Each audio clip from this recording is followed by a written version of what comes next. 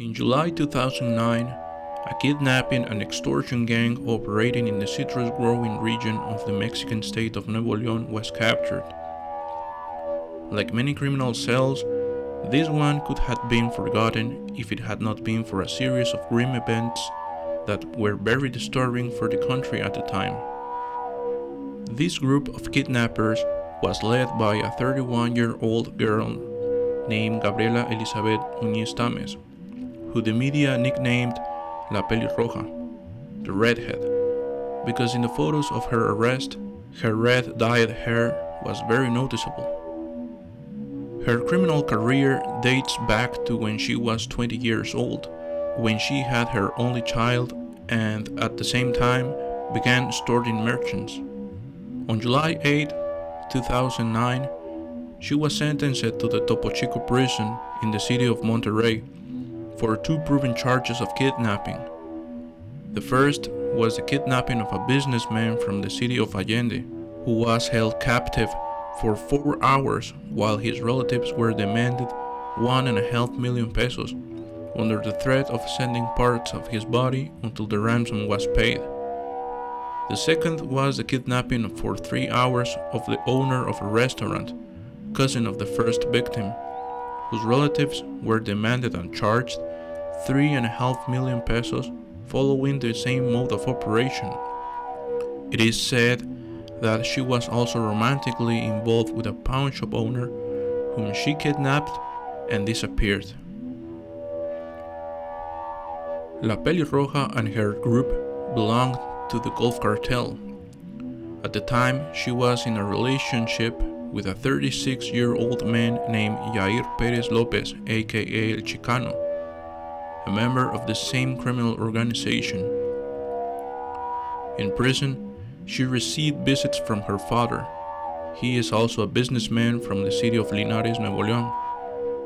Her mother and son emigrated to the United States when Gabriela was apprehended. Everything was going relatively normally. Gabriela, or Gabby, as she was called by her relatives, was serving her sentence with the men and women of Topo Chico, a prison that from 2006 until its closure in 2018 was completely dominated by Los Zetas. In the course of her sentence, La pelirroja makes the mistake of allegedly falling in love with a member of Los Zetas. I mention this because it is said that La pelirroja fell in love with a Zeta, when in reality she could have entered into a relationship with him just to receive some special treatment, to maintain some hierarchical status, or simply to keep her own skin safe. The morbid part of this story is the way in which La pelirroja died and the events leading up to her death. In the early morning of December 31, 2010, she complained of abdominal pain, and the doctor on duty prepared to transfer her to a hospital outside the prison. Shortly after leaving the prison on Gonzalitos Avenue, the van was intercepted and La pelirroja is taken out of the van and hung from the pedestrian bridge located on Tuxtla Street and Gonzalitos Avenue. The people who were on their way to work that morning are the first witnesses of this execution. On the bridge, you can see La pelirroja, now with her hair dyed white blonde, hanging from her neck, with her torso uncovered, and with the legend Jair written on it. There is much speculation about the time of death of La pelirroja.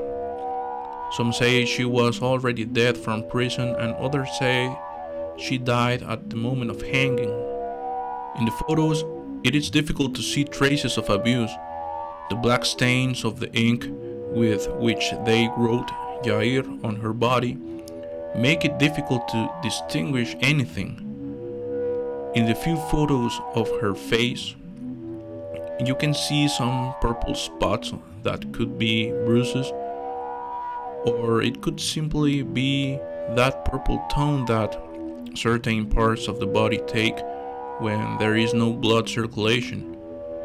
However, the authorities found her fingerprints on the railing of the bridge, which indicates that she tried to struggle before she died, so she was still alive when she left the jail. Let's recall that her death was in the early hours of the morning and during a transfer, so we can affirm that it was an execution. Someone inside the prison gave notice to the people who killed her that she was going to leave the prison, or the doctor could have been in collusion with the perpetrators and they were just looking for a motive to get her out of there so they could execute her outside. But it doesn't make sense. Why do something outside and go to a lot of trouble for something that could easily have been done inside the prison? It is here where we return to the moments prior to the death of La Pelirroja. It was mentioned before that Gabriela was romantically involved with a Zeta inside the prison. It's all speculation because no one really knows what happened. But it's easy to put the pieces of the story together to get an idea of what happened. So I'll tell it like this. Her partner inside the prison discovered that she had or still had a relationship with Jair, a member of the Gulf Cartel, an organization at the time a rival to Los Zetas. Upon discovering this, her Zeta boyfriend takes her out to the women's wing and sends her to the building where the HIV patients were held to be raped and abused. This last part is true and is documented in interviews with prison staff and off-the-record statements from inmates. As I mentioned, men and women were theoretically separated in Topo Chico prison, but in reality they were only separated by bars that were unlocked. Los Zetas, having control of the prison, did whatever they wanted with the women they found attractive. Needless to say, the CEOs did not intervene, they only kept watch on the perimeter. Hence the ease with which they were able to move between wards, managing to put La Pelirroja with sick inmates. As a result of the previously described, La Pelirroja goes to the doctor, and the doctor authorizes her to leave. Following the speculation, it is very obvious that at the same time her boyfriend Jair found out about her relationship with a rival cartel member, and he got angry as well.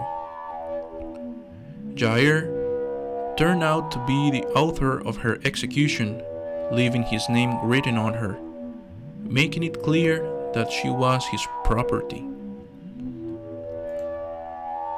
His authorship in the execution of La Pelirroja was confirmed when El Chicano was arrested in February 2011 and later in October 2019.